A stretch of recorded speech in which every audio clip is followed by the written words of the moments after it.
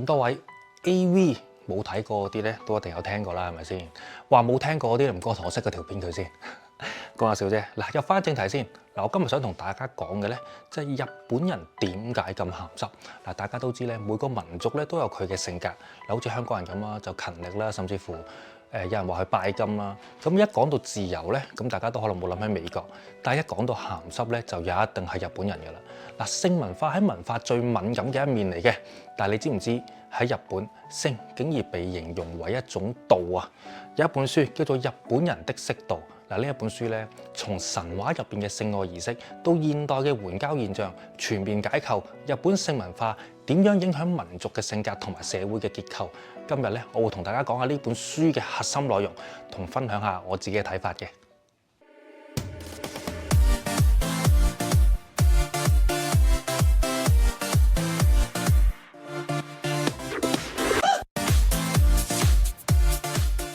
好啦，呢本書嘅標題係《日本人的色道》。嗱，聽落去咧成本鹹書咁啦，係咪先？但係實際上咧，佢係用最嚴謹嘅學術方式研究性文化點樣影響日本嘅歷史、社會同埋民族性。嗱，作者就指出，性文化唔單止係個人嘅行為，而係一塊鏡，反映咗民族嘅心理、道德觀念同埋社會規則。書裡面咧就主要分咗幾個部分。第一個部分就係探討性喺日本神道教裡面嘅地位，例如伊邪那岐或同埋呢個伊邪那美嘅性愛儀式點樣成為創世嘅神話。第二部分就分析咗皇室亂倫同埋性倫理背後嘅權力結構。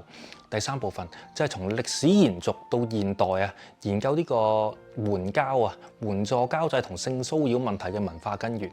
最後就反思性文化同民族性格之間嘅緊密關係。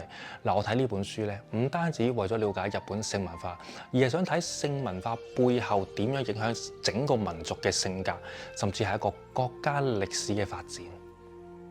首先，書裡面講到日本神道教裡面性文化嘅重要性，好似古事記記載男神伊邪那岐同女神伊邪那美圍住條柱喺度轉。結合之後咧，就創造咗呢個國土啦。嗱，呢個過程咧，唔單止係一種生殖嘅行為，仲被賦予咗一個神聖嘅文化意義。嗱，從呢個神話裏面咧，我哋可以睇到性喺日本文化裏面咧，並唔係污穢或者係隱晦嘅，而係融入咗宗教儀式，成為一種神聖嘅象徵。仲有日本皇室長期存在呢個亂倫婚姻。嗱，呢啲咧喺中國或者西方文化裏面咧，被視為禁忌嘅行為。喺日本咧就係為咗呢個維持血統嘅純正啊！嗱，舉個例啊，書裡面咧就提到第19代允公天皇同義母妹妹結婚，目的就係透過性行為維係皇室嘅神聖地位。嗱，呢啲現象咧反映咗咧性同權力嘅深層聯繫，亦都顯示咗日本文化對亂倫禁忌嘅獨特態度。到咗現代啦，書裡面咧亦都有討論援助交際呢個現象啦。日本高中生啦、女生啦，以陪伴或者性服務去換取金錢，即係援交啦。點解咁樣嘅行為喺日本社會裡面會出現得咁廣泛呢？嗱，作者就認為呢個同日本傳統裡面咧對性嘅開放態度係有一定關係嘅。另一方面，性騷擾喺現代嘅日本亦都係非常之普遍。書裡面咧追溯到呢啲行為咧喺呢個古代嘅男權文化，認為咧日本性文化歷史上面強調男性主導，導致到今日嘅性別唔平等嘅問題。睇完呢本書之後，咁我發現啦，日本喺性文化上面咧就呈現咗一種極度矛盾嘅性格。佢一方面佢哋嘅日常生活裏面咧就好講求呢個禮儀同埋克制嘅，但係另一方面喺特定嘅場合裏面，例如祭典啊或者呢個隱蔽嘅空間裏面啦，性行為咧就可以無限被放大嘅，就好似菊花與刀裏面就形容壓抑同埋放縱。嗱，呢種咧矛盾嘅性格咧，其實係日本人性格嘅縮影嚟嘅。嗱，性文化咧係反映人性嘅一部分啦。佢可以係浪漫或者係神聖，亦都可以係暴力同呢個壓迫嘅工具。嗱，喺日本文化裏面咧，我哋可以見到呢兩者咧其實係並存嘅。咁咧佢咧既有呢個神聖嘅儀式咧，亦都有性暴力嘅歷史。嗱，呢本書提醒我哋睇性文化嘅時候咧，唔單止要睇表面啊，而係要深入了解背後嘅文化同埋歷史嘅邏輯。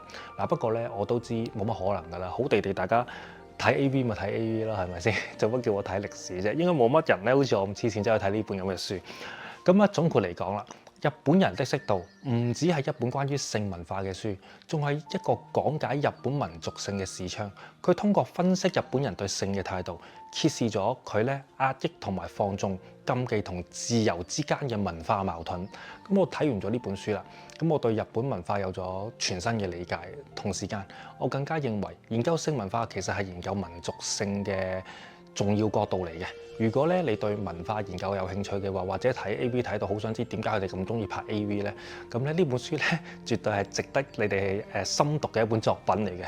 佢唔單止帶你探索日本嘅性文化，仲會令你重新思考性喺文化裡面嘅角色。希望咧今日嘅分享咧對你有啟發啦。嗱，記得 like 或者去訂閱我頻道啊嚇。咁啊，期待下次再同大家分享唔同嘅書籍啦。